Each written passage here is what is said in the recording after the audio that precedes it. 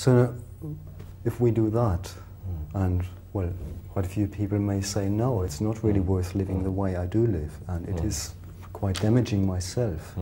They then need to presumably get quite a bit of support to actually become able to direct their lives differently. Yes, if one sees the possibility of that, if one sees the possibility that given that support they will be able to make some changes, well, obviously one should give them that support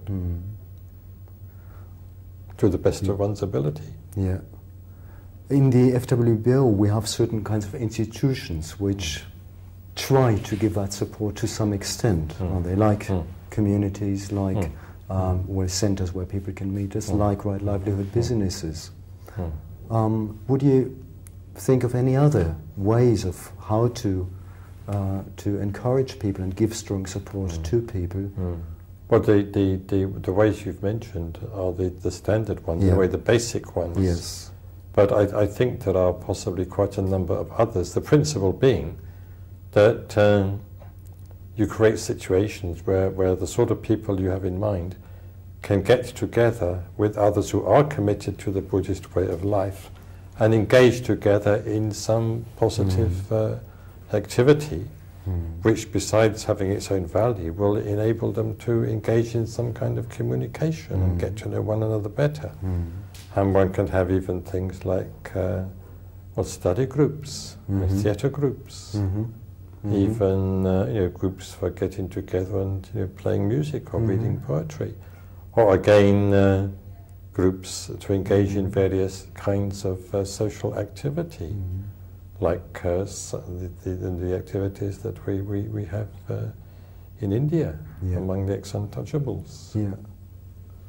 Have these activities any kind of base in traditional Buddhism? I do wonder to what extent in the very early days the lay people were catered for, and just people who were not sort of bhikkhus, not wandering ascetics. Well, as you know, in Buddhism we challenge this whole division of Buddhists into monks or nuns on the one hand and laymen, lay women on the other.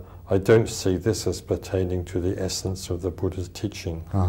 And it's true that, yes, in the early days of Buddhism, due perhaps to social conditions and cultural conditioning then, there was that kind of division in many cases, in many countries. But in some Buddhist countries, of course, that division was less keenly felt than in others. And as I've said, I don't think it's really inherent in the Buddha's teaching. So it's not a question of monks doing things for the lay people.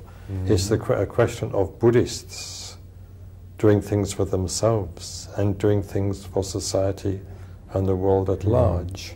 And certainly, for instance, in Japan, recently I was reading how some Zen masters were famous, not just for their meditation practice or for teaching meditation, but for building bridges and draining whole lakes so as to create extra farmland for peasants. Some were very actively engaged in work of that kind. They didn't just remain in the monastery. But I think we shouldn't think in terms of monks doing things for laity, though there's a very active, vigorous monkhood and a rather inert, passive Buddhist laity, because if you're inert and passive, you can't really be a Buddhist at all. So, yes, in the FWBO, we just have dharmacharis, we just have practitioners of the Dharma, and together we try to create beneficial conditions for ourselves and for others, and for the wider society if we possibly can.